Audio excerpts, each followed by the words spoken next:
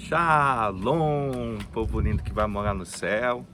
Bom dia, que Deus abençoe o nosso dia. Que seja um dia repleto de bênçãos, de paz, guardado pelo nosso Senhor e Salvador Jesus Cristo. Aqui estamos nós, mais um dia, para se alimentar desse maná, esse pão fresquinho do céu, como primícia. Nós estamos aqui em 1 Reis, capítulo 2, e hoje nós vamos ver aqui Elias, sendo aí tomado, arrebatado aí pelo Senhor. Um contexto bem conhecido na Bíblia, E a gente vê na Bíblia que poucos tiveram esse privilégio, Se a gente for ver as pessoas que Deus arrebatou, que eu conheço, Enoque, que andou com Deus, e Deus tomou Enoque. A gente vê também Moisés que eventualmente Deus guardou o corpo dele, ninguém sabe onde está Moisés, provavelmente Deus tomou ele também. E aqui Elias, nós estamos vendo esse profeta do Senhor, mas antes dele ser arrebatado, ali ele deixou um sucessor, um exemplo de liderança, e disse para Eliseu que pede o que tu queres, antes que eu seja tomado, E ali nós vamos ver nesse contexto rico, de acontecimentos, Eliseu então pedindo porção dobrada a Eliseu, querendo ali, é uma tradição, judaica, do primogênito, ele tinha esse direito, de herança, de solicitar, a porção dobrada. Então o que Eliseu estava dizendo? Eu quero ser o seu sucessor, a sua herança aqui na terra. Então é lindo esse texto, vamos meditar nele para a honra e glória do Senhor, amém? Amém, louvado seja o nome do nosso Senhor, aquele que é único, digno de toda honra, de toda glória e de todo louvor. Quem não quer, gente, uma porção dobrada de bênção, de poder, ainda mais um poder que nem o de Elias, Uma autoridade, uma ousadia, meu Deus, que coisa linda. E a gente vai ver que Eliseu não é nada bobo, Eliseu é sucessor de Elias. Quando estava o Senhor para tomar Elias ao céu por um redemoinho, Elias partiu de Gilgal em companhia de Eliseu. Disse Elias a Eliseu: fica-te aqui, porque o Senhor me enviou a Betel. Respondeu Eliseu: tão certo como vive o Senhor e vive a tua alma, não te deixarei. E assim desceram a Betel. Então os discípulos dos profetas que estavam em Betel saíram ao encontro de Eliseu e lhe disseram: sabes que o Senhor hoje tomará o teu senhor, elevando-o por sobre a tua cabeça. Respondeu ele: também eu sei, calai-vos. Disse Elias a Eliseu: fica-te aqui, porque o Senhor me enviou a Jericó. Porém ele disse: tão certo como vive o Senhor e vive a tua alma, não te deixarei. E assim foram a Jericó.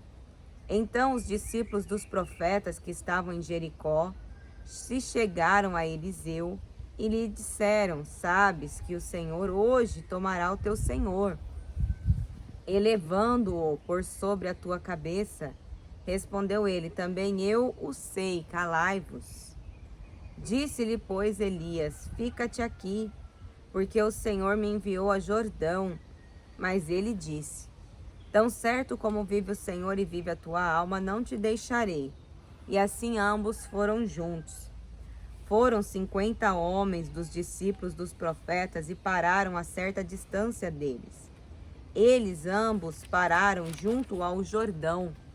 Então Elias tomou o seu manto, enrolou-o e feriu as águas, as quais se dividiram para os dois lados. E passaram ambos em seco. Havendo eles passado, Elias disse a Eliseu: pede-me o que queres que eu te faça, antes que eu seja tomado de ti. Disse Eliseu: peço-te que me toque por herança, porção dobrada do teu espírito. Tornou-lhe Elias: dura coisa pediste. Todavia, se me vires quando for tomado de ti, assim se te fará. Porém, se não me vires, não se fará. Indo eles andando e falando, eis que um carro de fogo, com cavalos de fogo, os separou um do outro. E Elias subiu ao céu, num redemoinho. O que vendo Eliseu chamou: meu pai, carros de Israel e seus cavaleiros, e nunca mais o viu. E tomando as suas vestes, rasgou-as em duas partes. Então se levantou o manto que Elias lhe deixara cair, e voltando-se, pôs-se à borda do Jordão, tomou o manto de Elias, lhe deixara cair, feriu as águas e disse: onde está o Senhor Deus de Elias? Quando feriu ele as águas, elas se dividiram para um e para outro lado, e Eliseu passou. Até aqui, né? Tem muita coisa pra gente falar, meu Deus, né? Quanta experiência num pedacinho, né? Pequenininho de texto. Imagine que coisa extraordinária foi esse acontecimento, né? Imagine eles caminhando e essa carruagem chegando, meu Deus, que coisa extraordinária. Sabe, às vezes a gente fica pedindo para o Senhor: Deus, eu quero ver o sobrenatural. Eu quero ver o sobrenatural, Pai. Eu quero viver o sobrenatural. Eu quero ver uma carruagem de fogo. Eu quero, Senhor. Eu quero dizer para você assim que misericórdia se os teus olhos espirituais forem abertos. Misericórdia se os meus olhos espirituais forem totalmente abertos. Existe um reino espiritual que nos cerca, que nos rodeia, que é mais real do que esse, mais palpável do que esse.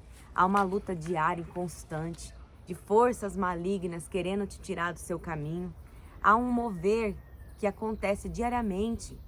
Sabe que uma vez eu ouvi uma pessoa falando, ela é bem autoritária, e ela falando assim: olha, a sua foto, a partir do momento que você está fazendo a obra de Deus, que você se levanta para pregar o evangelho, a sua foto está estampada no inferno. Eles estão ali, olha, procura-se, paralise essa pessoa, porque está incomodando. Então, quando você começa a andar nos caminhos do Senhor, fazer a vontade do Senhor, você começa a incomodar e as coisas vão acontecer mesmo. Misericórdia se não acontecer nada. Se não acontecer nada é que alguma coisa está errado. A gente tem que estar em lutas, em meio a guerras mesmo. E a gente precisa entender que não vai acontecer que nem aconteceu aqui, gente. Conosco, com Elias e com Eliseu, pode ser que sim. Mas se a gente ficar esperando essa carruagem de fogo e ficar esperando viver esse extraordinário dessa forma, a gente não vai ver Deus nas pequenas coisas. Deus está se mostrando pra gente em todo o tempo, todos os dias, em todas as situações. Então esteja perceptível a presença do Espírito Santo na sua vida. E daí a gente dando continuidade ao texto, diz aqui: os discípulos dos profetas procuram Elias. Vendo, pois, os discípulos dos profetas que estavam de fronte em Jericó, disseram: o espírito de Elias repousa sobre Eliseu. Todos testificaram ali, né? Quando Eliseu abriu ali com a capa de Elias o Jordão, que aquele mesmo espírito de excelência estava sobre Eliseu. Vieram-lhe ao encontro e se prostraram diante dele em terra e lhe disseram: eis que entre os teus servos há 50 homens valentes. Ora, deixa-os ir à procura do teu senhor. Pode ser que o Espírito do Senhor o tenha levado e lançado em algum dos montes ou em algum dos vales.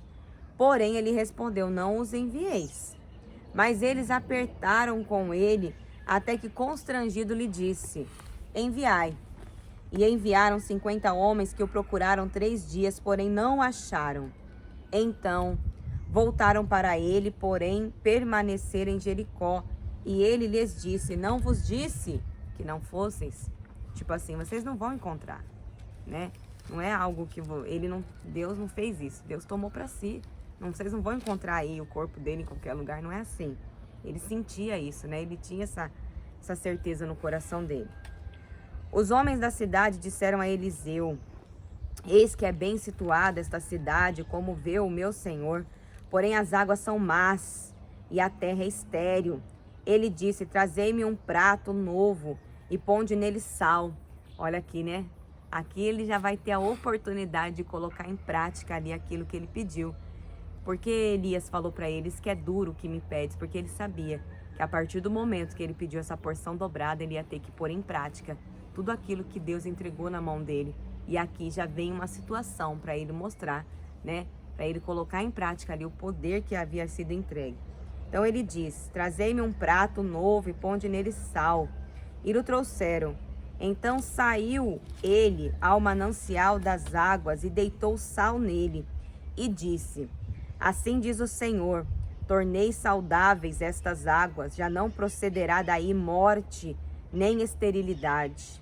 Ficaram, pois, saudáveis aquelas águas até o dia de hoje, segundo a palavra que Eliseu tinha dito. Então subiu dali a Betel, e indo ele para o caminho, uns rapazinhos saíram da cidade e zombavam dele. E diziam-lhe: sobe, calvo, sobe, calvo. Virando-se ele para trás, viu-os e os amaldiçoou, em nome do Senhor. Então 2 ursas saíram do bosque e despedaçaram 42 deles. Dali foi ele para o Monte Carmelo, de onde voltou para Samaria. Eita, olha para você ver. Porção dobrada, gente, exige ali, olha, tudo quanto mais é dado, mais é cobrado. Eu sempre vi pessoas falando assim: eu quero ser líder, eu quero ser pastor, eu quero ser isso, eu quero ser aquilo. A gente sabe quando Deus chama a gente. E a gente sabe que tem coisas que serão consequências. Desde o início da minha caminhada ali, quando eu vi o Rodolfo se fortalecendo na fé, fazendo teologia, vi o quanto que Deus havia mudado ele, transformado ele, dado autoridade, ousadia para ele. Eu sabia que ele seria um pastor um dia. Sabia que ele seria um grande homem de Deus. Só que eu pedi ao Senhor: Pai, me prepara o meu espírito, meu coração para mim viver isso. Porque eu sabia que a partir do momento que viesse essa unção sobre as nossas vidas, nós teríamos que ter ainda mais coragem, ainda mais ousadia, ainda mais fé para prosseguir. Porque situações viriam para que a gente pudesse ali colocar em prática a autoridade que o Senhor nos daria. E ao longo da minha caminhada eu vejo pessoas que anseiam isso e que buscam isso com as suas próprias mãos. Eu quero isso, e cria situação para poder... Ela vai conseguir. Mas eu temo porque a luta é grande, não é brincadeira. As coisas do Senhor não é um título, não vai te fazer diferente, vai te fazer mais servo. Quanto mais é dado, como o Rodolfo sempre fala que a pirâmide é invertida, né?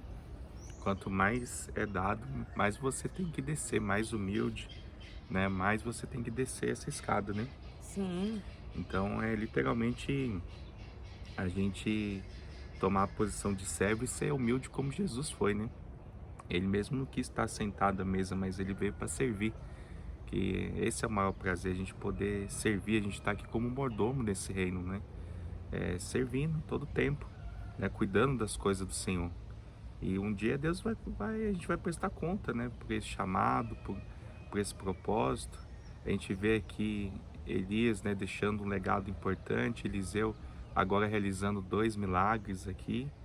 E interessante esse contexto também ao qual ele abre, né, as águas do Jordão, assim como aconteceu com Moisés, né? Você vê que é o mesmo Deus, né, que foi de Moisés, foi na vida de Eliseu, tá sendo na nossa vida também, e assim vai ser eternamente. Nosso Deus é único, né? Talvez a gente não veja esses feitos, esses milagres extraordinários, porque os nossos olhos também não estão sensíveis, perceptíveis, né, às coisas do reino. Nós estamos mais voltados a esse mundo secular, materialista, do que as coisas do reino do Senhor. Mas os sinais estão aí para quem crê, né? Que todo aquele que crê verá a glória do nosso Deus. Amém? Amém. Vamos Glória orar? a Deus.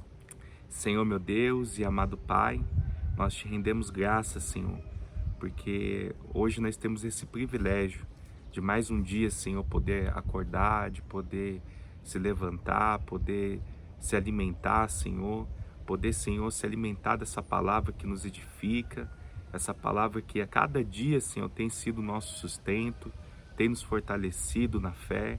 Obrigado, Senhor, por nos mostrar, Senhor, o caminho que devemos seguir. Saber, Senhor, que não é fácil, né, estarmos aqui na Tua santa presença, mas o Senhor nos fortalece, nos fortifica a cada dia, dando vigor, dando saúde, dando, Senhor, sabedoria, Senhor, de como proceder. Que seja assim, meu Pai, eternamente até a volta do Senhor, que a gente possa ser edificado dia após dia na Tua santa palavra, através do Teu Espírito, ó Deus. Nos capacita, nos ensina, Senhor, a sermos seres humanos melhores, pequenos Cristo aqui na terra, Pai, em prol, Senhor, de resgatar vidas em prol, Senhor, de tomar posição de servo, meu Pai. Que assim seja feita a sua vontade sobre nós. Não o nosso querer, mas segundo o teu propósito, Senhor. Aquilo que o Senhor tem, Senhor, dado a cada um, meu Pai, que a gente possa trazer reverência ao Senhor através da nossa mão, através do nosso falar, através do nosso agir nesse dia. Porque se o Senhor não voltar, nós estaremos aqui no próximo capítulo, 2 Reis 3, aprendendo mais da tua palavra, em nome de Jesus. Amém? Lâmpada para os meus pés é a palavra do Senhor, e luz que clareia o nosso caminho. Que Deus abençoe seu dia. Shalom.